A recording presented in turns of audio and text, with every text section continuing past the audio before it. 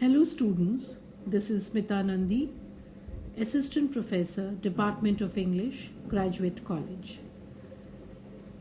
Today I am going to continue with my previous lecture titled Selected Snobberies, an essay by Aldous Huxley.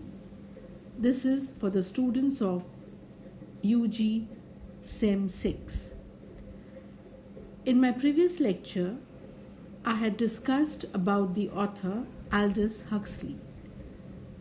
Today I am going to talk about and discuss the essay titled Selected Snobberies. I hope by now all the students must have read the text, because today I am going to discuss his essay and explain it to you. Aldous Huxley, as you all know, was a versatile genius. He appears to be in quest of a satisfactory explanation of the human situation and the true nature and potential of man. Modern age, according to Huxley, in spite of its efficiency, prosperity, and material progress, has pushed mankind into a hopeless situation. Modern man has fallen a prey to fads and fashions and believes only in ostentation. I hope you know the word ostentation, which means to show off or to project something. This ostentation he calls snobbery and laughs heartily at some popular snobberies of the modern world. A snob is a person who despises those considered inferior by him. And snobbery is the habit of treating other people as inferior. Snobbery obviously is a spiteful and nasty trait caused by a person's belief that he or she is innately better than others. Most snobbery has to do with social class. It is an idea that someone who has more money is worthier than someone who doesn't have these advantages. Huxley narrates disease, art, and modernity snobbery in detail. He tells us ways of their exhibition by the people. The empire of snobberies rises, declines, and falls in the most approved historical manner. What were good snobberies 100 years ago are out of fashion now. The snobbery of family has declined. The snobbery of culture, still strong, has now to struggle with snobbery of ignorance and stupidity. Art snobbery is a branch of culture snobbery. There are two varieties of art snobbery according to Aldous Huxley. They are the Platonic and the unplatonic. Platonic art snobs merely take an interest in art, while unplatonic art snobs go further and actually buy art.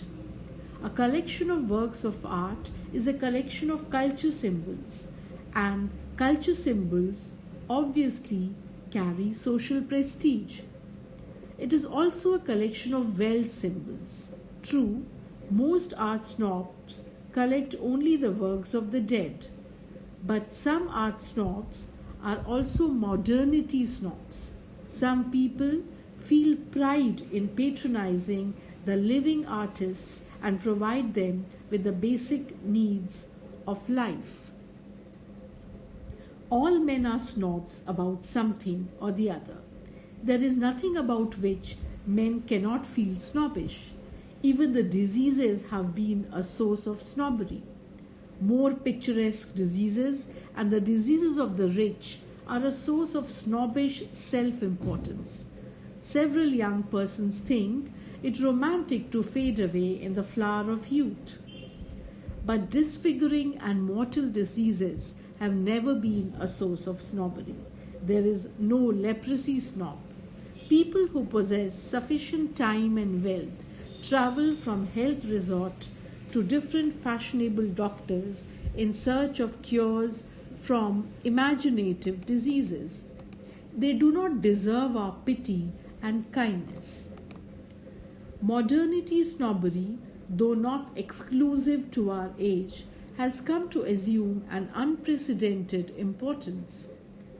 The reasons for this are simple and of a strictly economic character. The modernity snob is industrialists' best friend. Modernity snobs naturally tend to throw away their old possessions and buy new ones at a greater rate. It is in the producer's interest to encourage modernity snobbery by means of advertising. The public is taught that up-to-dateness is one of the first duties of man. The public accepts the reiterated suggestion, and in this way we all are modernity snobs now. Every snobbery demands of its devotees a continuous effort and a succession of sacrifices. The value of snobbery consists in its power to stimulate activity.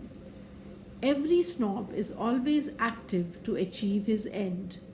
A society with plenty of snobberies is like a dog with plenty of fleas. It is not likely to become comatose. All activities are not good. Some are tolerable, but many others are detestable.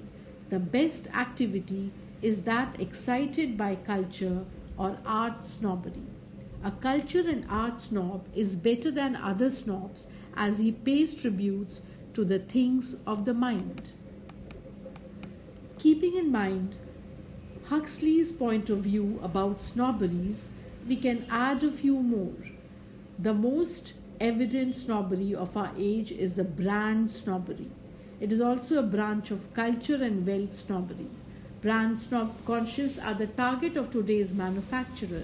In everything they want to purchase, they would always like to go for an international brand. Modern media has played an important role in enhancing this snobbery. Huxley is a persuasive writer, and his lucid style is forceful and elegant.